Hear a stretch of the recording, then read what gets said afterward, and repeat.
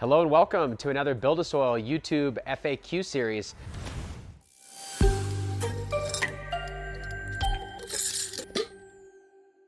Today we've got FAQ 6 for season 5, and as usual, Dean has sent over a whole bunch of questions from all of you from the YouTube, and this is our favorite way to do it. I have not looked at any of these questions. I'm gonna flip it, jump right in right now. And if you've got questions like this, you can post them up in there. We've got a new app that's gonna allow us to interact a little bit more. It connects it so that we can communicate a little bit more in the comments. And so you should see some more interaction happening.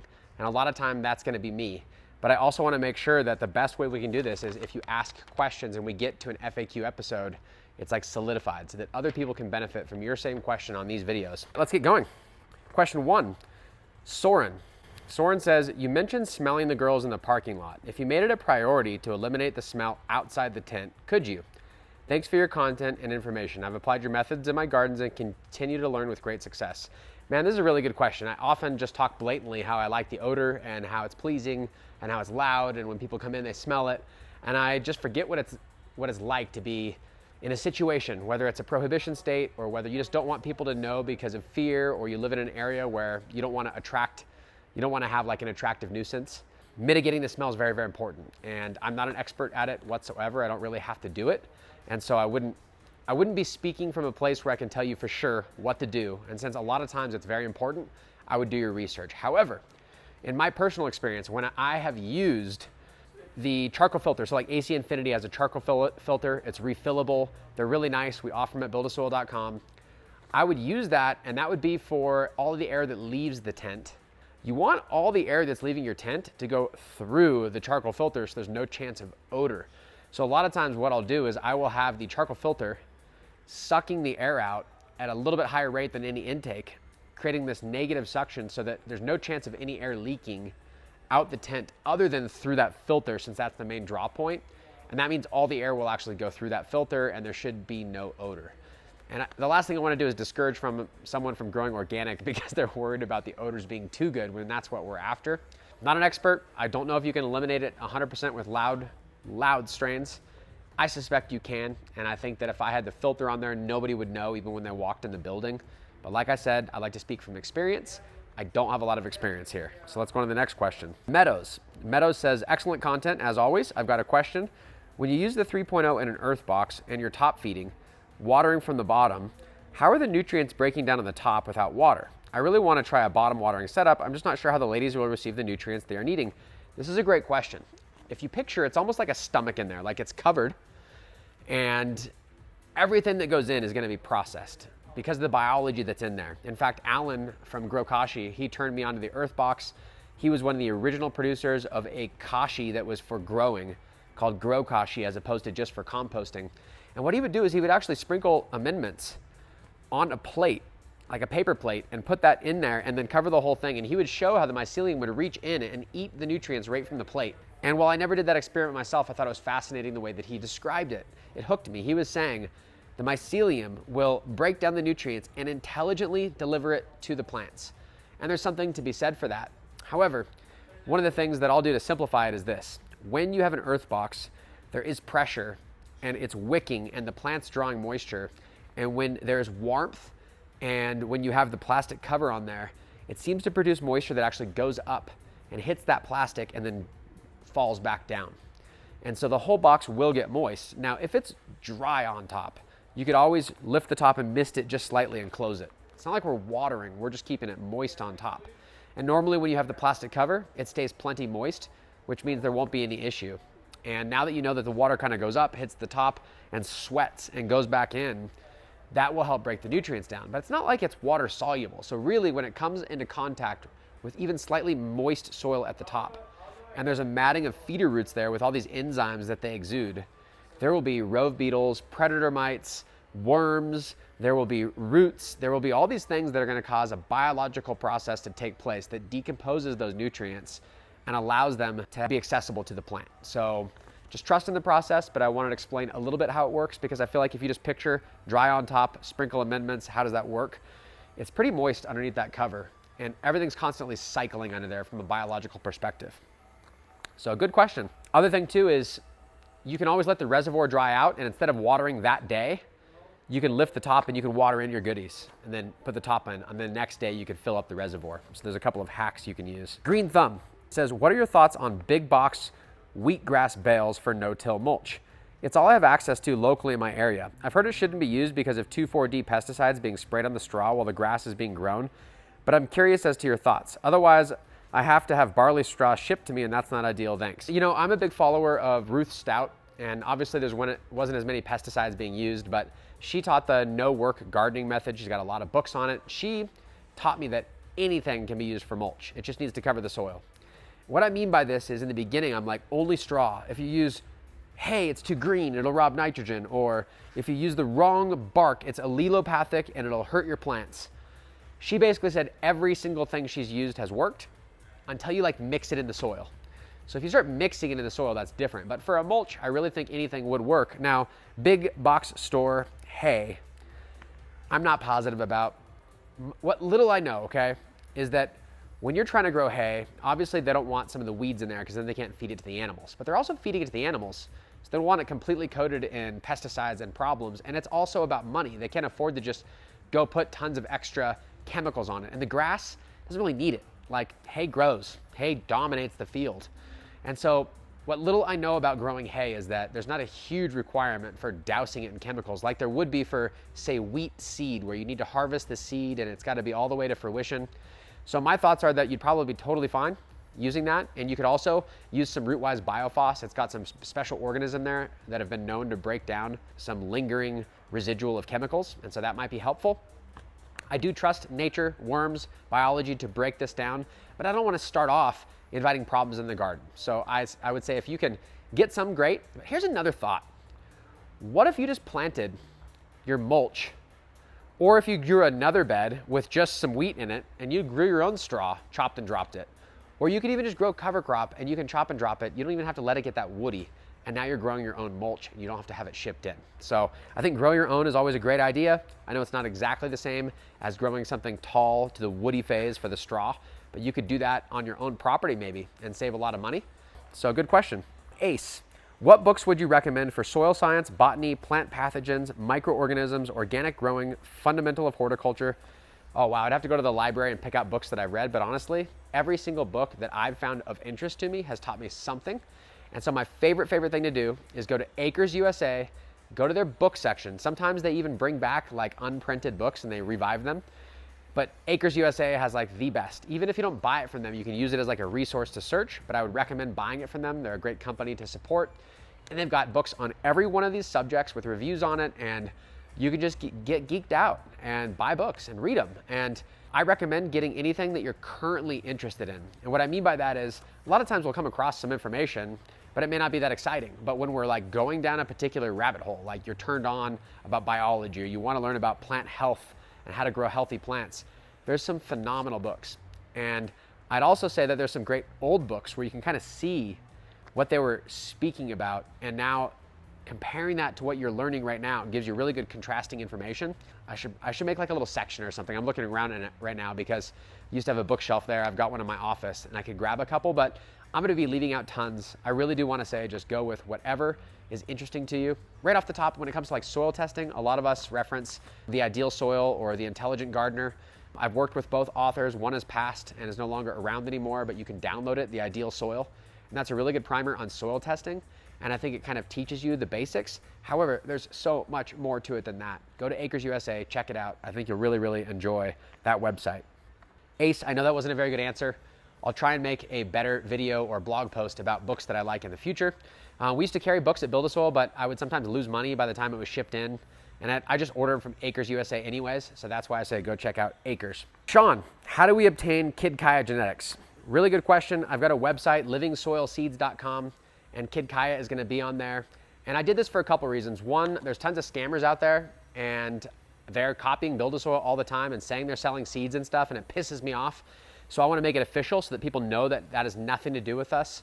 On top of that, just like everything we do with BuildASoil, it's about that synergy. And so for me to start the website, it's more about providing a platform to breeders that I really know and love that use living soil exclusively for their breeding. They have to breed their seeds in living soil, and to share this with all of you in the public. And so the idea is it's like a marketplace. So I will be vetting and allowing certain vendors that carry seeds to be on the marketplace as a vetted BuildASoil vendor, and then they will be able to send their seeds out. And then if they don't send seeds, we'll shut them down. Like, we're gonna monitor that to hold the breeders accountable. But on top of that, the vision that I have for the long term is to allow the marketplace for you.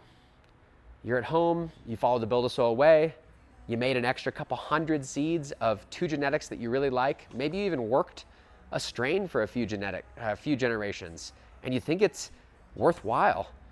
I would love to allow you to share that on our marketplace, even if it's only a couple packs, as a way to connect with other growers. Sell them at a cheap price, sell them expensive, whatever the market will do for you. I'd like to connect us together because so many of us are behind the scenes geeking out on the same genetics. And so I think it'd be really, really fun. The website is up, livingsoilseeds.com. I've not talked about it at all because it's literally a blank website with a logo. And then I reached out to Kid Kaya, so I'm positive he's gonna be putting some of his work on there. So that'd be a place I'd recommend. Otherwise, Kid Kaya's got his own website. And the livingsoilseeds.com website is gonna be for living soil breeders, but it's also gonna be a place to network. So you might find a breeder on there and you might just go directly to their website and take care of them that way. So we're not trying to own it, we're just trying to create this like synergy, and that's what that's gonna be for. So a really good question. Flavor Chaser, question regarding yucca. It's an excellent surfactant, but also with antifungal properties. Do you know if it causes any harm to mycorrhizal fungi using a product like Thermex, or is its action isolated to weaker fungal pathogens? You know, I really think it's isolated to a weaker fungal pathogen, but the other thing is that we're diluting it a lot with water. And so I think some of the antifungal properties are gonna be in regards to its potency, and when we're watering it in, I really don't feel like it's gonna do much. Now, foliar spray wise, I've seen saponins work pretty well against powdery mildew and other issues. So I know there's something to be said about their properties, but I've not seen it like, for whatever reason. Now you'll see this about neem and other organic materials. Nature doesn't know like good or bad. And so I feel like it's able to cross these lines in confusing ways to us. Like, how could you kill a bad fungus but not a good one? And it's able to do a lot of these natural products are able to do that. And so for what it's worth, the saponin products, the yucca, the Q-Yaha, they've been some of my favorite additions to a peat moss soil recipe. And I do feel like they have some plant growth promotant properties, but I've never seen them cause harm to the fungi or the bacteria. So I don't have scientific evidence for that, and I would urge you to research more. But that's what I've noticed anecdotally from my experience. So hopefully that helps. Other thing I've found too, like some people were freaking out about fish and how the saponin can kill fish. It's possible that some of the yucca saponins might be harmful. Of course, you don't want to be dumping it in a river or in your aquarium. But the saponins from the Q-Yaha, in working with one of our suppliers, mentioned that they actually use it as a fish food. So I feel like in nature, a little can be great, a lot can be bad. It depends on the substance we're discussing. And a lot of times plant compounds and natural compounds are that way. Little is great, a lot can actually be a poison. Let's see, next one. Good question, Flavor Chaser, thank you. Oliveria says, question, Bokashi tea, would you aerate or steep? Tea brew times, what would you add to make the tea better or just to boost it? I don't know. Dean, you're pulling some good questions because this is like the first time I've said, I don't know. But I don't do Bokashi tea. I just put the Bokashi on the soil. And Alan from Grow Kashi used to do a kvass tea. And so he would add, I think the recipe, you could even look up Grow Kashi, maybe AJ with Growing Organic, maybe he has an old recipe, but it was like you add a little bit of molasses, you add it, you don't aerate it, you let it do its thing, it activates, and then you can use it as a tea. But I don't remember, and I don't know, and I've not personally done it. So that's my 2 cents. Typically what I would do is brew an actively aerated compost tea or do an extract, and then I would just sprinkle the kashi, and that would be my best of both worlds. Or add some Thrive Yahweh or something right at the end of a tea brew, so you have a little bit of both. Thank you for the question, that was good, stumped me. McLeod, question, can sawdust from a sawmill be used in soil building or top dressing? And what are the pros and cons of its use? I have lots of sawmills sawing white oak, pine, and hickory near me, thanks. Okay, so there's some uses here, and it's a little bit strange. So building soil with it, I feel like it's more of a long-term process because it's so high carbon. It just robs all the nitrogen. It just ruins your soil. Like, you won't be able to get a plant to grow in it. But maybe you could compost it and make a good compost and then make soil with that. Maybe you could use it as worm bin bedding and get the worms to compost it by adding a lot of greens with it. Alternatively, you could use it as a mulch, like the shavings or whatever. I see no problem to using any wood material as a mulch. But mixing in with soil, there's this carbon to nitrogen relationship, and anything super high carbon, like wood, and then even add lignin to that, it's harder to break down. And the high carbon requires that nitrogen to balance, and so like the microbes go to work on it. It robs nitrogen for a while from your soil until it starts to give back. You could make some biochar out of it, right, on your own, just for fun, and see what that's like. There's a lot of like do-it-yourself versions of making biochar, but I just wouldn't mix soil with it. I've tried in the past. I've had local landscaper, like when I first started, that would try and like cheapen up the mix by adding pine bark shavings and other stuff to soil recipes, and they always sucked. And so maybe it's just needed like a couple years to age, but I personally wouldn't use it unless you composted it first or found some way to value add it and then go ahead and use it. Great question though. I like to see people when they learn about this stuff, wondering what local resources they can use. Oh, another one I meant to mention. If they have like, I don't know why a sawmill would, but a lot of times around rural areas, there's like an area where people drop stuff off, and that includes a lot of cut down trees. And a lot of this wood, when it's chopped up into like a whole bunch of just old logs that were never broken down for firewood and they start to rot, a lot of people use those for hugelkultur beds. You can Google hugelkultur, H-U-G-E-L. You'll learn that you can bury these logs, make a mound, and create a permaculture raised bed, and they get phenomenal results. However, they do rob nitrogen the first year. So if you're into that stuff, that's some good research, or that's a good resource for the wood. All right, next one, lefties. Question, how many sacks of 3.0 should it take to do a 3x3 bed roughly? How many cubic feet of soil? Thanks, Jeremy, you've changed the game for me. I love questions like these because they're easy for me to answer, and once you understand it, you can almost picture it. So if you look at a 3x3 bed, and I were to just draw it, like if I just, maybe I have a pen, no. If I were to just draw a square on here, and then break it up into 9 squares. So you'd have 2 lines this way, 2 lines this way. Essentially, you'd have 9 perfect cubic feet out of a 3x3, 3, 6, 9, each one 12 inches, right? So 12, 24, 36 inches, 3 feet by 3 feet. And so each one of those 12 inch by 12 inch squares represents 1 square foot. If I go 12 inches deep, it's now 1 cubic foot. So the quickest answer on a 3x3 bed for how many cubic feet of soil it is every 12 inches of depth in your bed is 9 bags of soil, 9 cubic feet of soil. And the grassroots fabric beds are typically going to be, I believe they're 18 inches, which means that you're going to have 1.5 of that 9 cubic feet. And so half of 9 is 4.5. And so then you could see that you'd have 12.5, 10, 11, sorry, 13.5. And so at 13.5 cubic feet, that's roughly a half yard.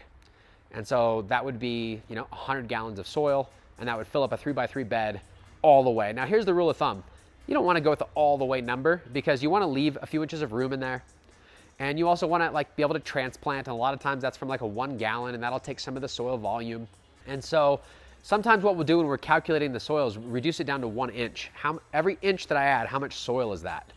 Well, if it's 9 cubic feet for every 12 inches, then you just take that same 9 cubic feet, divide it by 12, and that'll give you the amount for every 1 inch. And so you could calculate, at 12 inches, at 13 inches, at 14 inches. But the rule of thumb is it's 9 cubic feet for every 12 inches, and I think that's going to help you get to the math that you need. So thank you very much for asking. Hallie says, going into transition, when would you start using BioFos and stop using Microbe Complete? So you can see on the BuildASoil way, or on the BuildASoil, if you go to our website and go to education, there is the complete system, and we have a feeding chart on there you can download for free. You can see that I start this right at the transition. So if I'm about to flip the lights today on 12/12, then I'll start using BioFos, where the previous week I would have used Microbe Complete. You could go a week early with BioFos to start to mobilize phosphorus before you go into flower, but I try not to overthink things, right? As long as you're in that window, I think you're gonna be doing great. The most important one for me is getting the mycorrhizal inoculant established as soon as possible, because it takes a while for that connection to really establish and do its job. And so I don't want to wait until it's a teenage plant. I want to inoculate right at the seedling stage or clone stage to make sure I have the whole veg time for that relationship to come into play. And mycorrhizae helps mobilize phosphorus as well. But just the BioFos is going to have enzyme producers that help feed the phosphorus mobilizers and help really kick it up a notch. And so that's my recommendation, right at transition. Good question. Danny. Hey, when you harvest the 4x4, can you let us know how far down from the tops You still had quality, dense flowers and where they turned larvae? Thanks. I'll do my best. I'm gonna be harvesting soon, and I'll discuss that while we're harvesting. I think that's a really good question. Mike E. What's the difference between Organics Alive Bloom and the BuildASoil Build-A-Bloom? Good question, I have your answer. I use Build-A-Bloom per the BAS feeding schedule as my regular feeding go-to. Why do you always mention feeding with Organics Alive if a plant falls behind or outgrows its container? Just wondering. So the Build-A-Bloom is perfect complement to living soil when things are going well. And the main reason is the Build-A-Bloom that we designed is high calcium and it's amino-chelated phosphorus. And I believe calcium is the most important mineral, and that's why we put it there. The Organics Alive does not have calcium. And so if a plant really gets behind on phosphorus and you can hammer it without adding any calcium or anything else, it's like the 1 to 2 P to K, you can just raise just those variables up. Where with the Build-A-Bloom, to really hammer it, you're adding lots of mineral and lots of calcium. So I feel like if you get behind, a lot of times I like to use both, but the Build-A-Bloom is my go-to when things are working well and I just want to make sure my flowers get fat. If I'm trying to standalone feed, I feel like you might need a little bit of both, because then you can get the PK even higher than just what's going to happen with that calcium, keeping the numbers where they're at. So it's a 2-10-5. They do make a 20% available phosphorus, amino-chelated, but I wanted the balance by blending some ingredients together. Plus we added some fulvic to help release that phosphorus a little better. And when you add the fulvic and the calcium and you just go super hard on it, it can be a little bit hard on the plants. And so it's funny, when I would use Organics Alive and I wanted to go hard, I'd add a little bit of gypsum. And so I feel like combining the two together gets you the amino-chelated calcium phosphorus plus the free phosphorus and potassium. And I'm probably even like foolish for mentioning them both, because it'd be easier if I just sold Build-A-Bloom, but I like the Organics Alive product. And I feel like a lot of our customers like it. And so it's a small box, you can have both. And I do feel like there's benefit to using both. If I could only pick one, I'd probably have to pick Build-A-Bloom because of the calcium that's in it being so important. But the two combined are phenomenal. And you can always add a little gypsum to the Organics Alive. And I'm pretty sure they're releasing a calcium product, which I've got to check out. I've not used yet. So anyways, Organics Alive, if you're watching, let's talk that calcium product. Good question, by the way, Mike. So thank you. Side branches. Have you ever seen a plant stall and flower? The other 3 are rocking it. One has started airy and super and stopped growing for almost 2 weeks. 0 change in size. The other 3 are breaking records. VPD is always on point, the same organically with the same inputs that have always produced great results. Oh man, I wish you had told me if these were all the same genetics, because if it was just all 3 different genetics, then yeah, one could just suck and the other one being good. But if they're all from clone and one is sucking and the other 2 are doing good, something's going on. And so I've had this happen outdoors where I didn't know that a plant nearer to a motion sensor light and the light was going off and it was causing the one plant near there to just freak out and not grow right, where the other plants were great. I've had a plant in a room that was right near an intake and it was blowing air on it all the time and it was causing it to dry out, and so it slowed it down a little bit. You're just gonna have to ask yourself, is there a variable there? But if it's just one genetic that's different and it's acting funky, then yeah, it's probably just crappy genetics, and I've definitely had that happen before. So man, 0 change in size. The other 3 are breaking records. That's crazy. If they're the same genetics, that's insane. Something's going on. I've even had like a mouse get in the bottom of a container before and I didn't know it and kill the plant. So like, you're just gonna have to put your thinking cap on and find out what is different. Because if they're all the same genetics, something's different. If they're not the same genetics, then it might be easy to just decide, not gonna grow that one again. Thanks for the question, side branches. Okay, the last one, George M says, any time frame to when grassroots will have those self-watering beds to you. Really interested in getting some. They already sent it. I probably shouldn't even talk about it, but I'm gonna grab it. It's literally right here. I was just testing up different sizes to like see how tight I could get it so I could list these dimensions on there. And this product, it's not fully released. Like we have more of these beds coming, so it'll take a couple days to ship, but it is online right now. You can check out the BuildASoil, the Autopot Tray to Grow on our website. And we've got it. I got Grassroots. We made a couple different versions of it. Grassroots was so kind and so quick. Where the Living Soil liner, I had one where it was a little shorter. So there was a 7-inch gap on the bottom, and one like this where there's a 5-inch gap. And this is gonna be the one that I go with until we have further information as far as like a reason. But to me, this one looked the best and modeled what I think would work the best. So we built it. And then of course you'll have to get your PVC, but these are available at buildasoil.com right now. And for those of you that don't know what the Tray to Grow is, I'll just grab the box because I'm literally testing the product out. This is what the Tray to Grow looks like. The tray, and this is like the seedling trays. So you could grow seedlings, microgreens. You could do all your 1 gallons in here and wick it. It's got a wicking mat and it's got the Autopot reservoir. But that bed I just showed you fits in here. So now it's like a triple earth box, all in one, hooked up to a reservoir with a grassroots pot with the trellis net able to build right in. In fact, Autopot reached out and said they want to check out the grassroots pot, so I'm having Grassroots send them one. And this is what it's about. I'm not like trying to take over anything. Autopot crushes at what they do. Grassroots crushes at what they do. I want you guys to fill it with BuildASoil. So I reached out to Grassroots. Tyler's awesome. He whipped up a sample for me like the same day, sent it. Then all of a sudden Autopot reaches out. I mean, I didn't tell anybody because I'm still working out on the back end, making sure inventory's right. And Autopot reaches out, he goes, yo, I saw you out of the Trader Grow. Can you send me a Grassroots pot? So we're just trying to connect it all. Have fun together. This is what their box looks like. It's sick. It came in another box, so it was more discreet. But like, you can see, you can use it for, like, these are literally just bags of soil, like BuildASoil with a hole cut out. And they send you these spikes that stick in there and wick moisture into it so you don't have to do anything. Then they also have one with a planter bed, and I tried their planter bed, but I'm way more stoked about the Grassroots. That's why I put it together. So you can get their bed, you can get ours. From BuildASoil, it'll be the BuildASoil way. You can grow microgreens, so you can tell I'm getting excited about this. I'm gonna be trying this in the tropical 10x10, probably gonna try microgreens.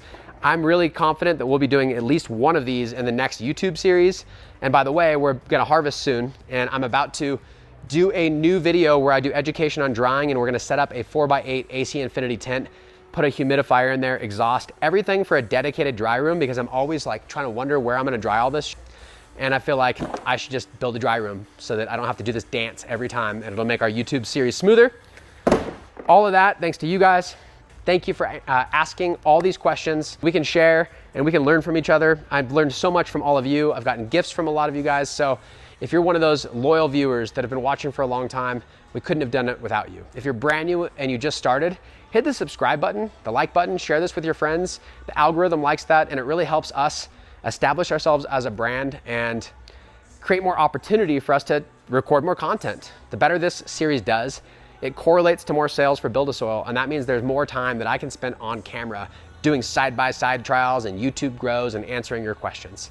Well, thank you so much for watching, and as always, I'll see you on the next BuildASoil YouTube video.